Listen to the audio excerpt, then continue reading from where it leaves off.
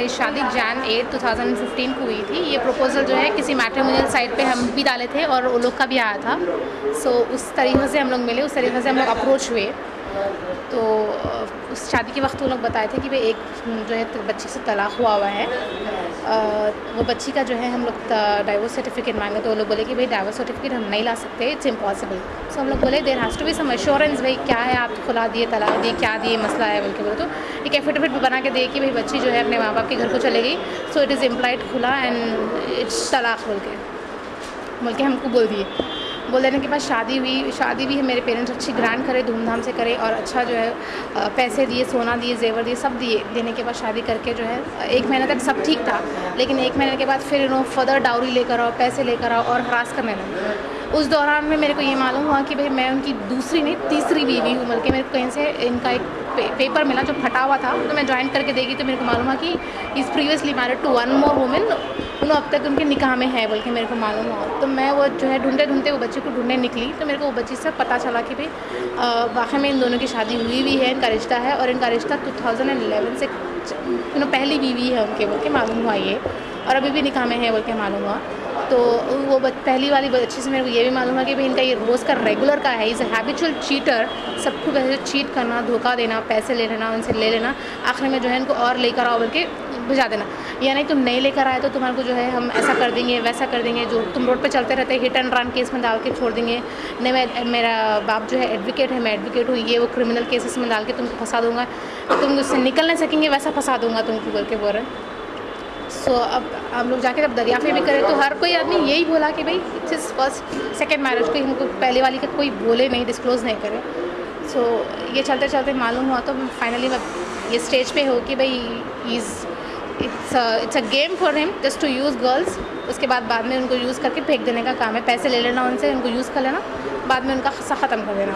शादी के वक्त जो है 5 लाख रुपए कैश दिए, 10 तोले सोना दिए, मेरे हस्बैंड को 3 गोल्ड रिंग्स दिए हम लोग।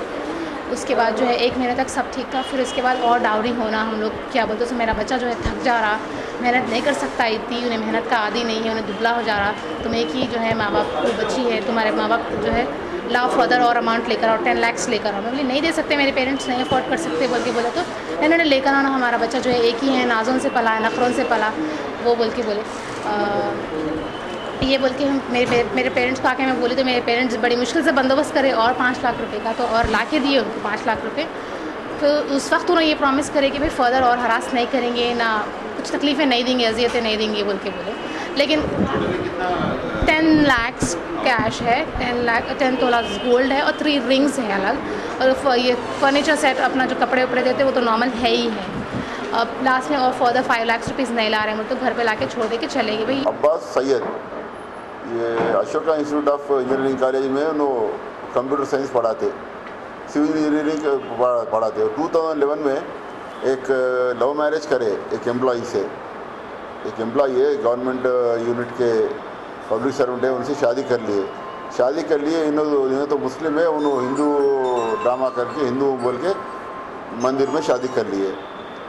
उसके बाद भी शादी कर लिए, फिर लाइव उसका घर भी पुटअप कर दिया एलबी नगर में। उसके बाद में फिर उसके घर को ले आके फिर अम्मा बाप को ले आके फिर हिंदू से मुस्लिम कर लो, मुस्लिम से फिर शादी कर लिया, वही अम्मा की शादी कर ली। उसका 6 लाख रुपए लिया और उसके बैंक के क्या पैसे से पूरे ले लिया, एम्प्लॉयमेंट थी। उसके बाद में वो वैसे चल रहा था। और आगरा में और एक बच्ची रहती, वो बच्ची से भी शादी कर लिया, एक आगरा में सेकंड मैरिज कर लिया आगरा से। फिर जनवरी 15 में और एक शादी कर लिया, जो बच्ची कंप्लेंट करी, अब कोर्ट में कंप्लेंट करी बच्ची।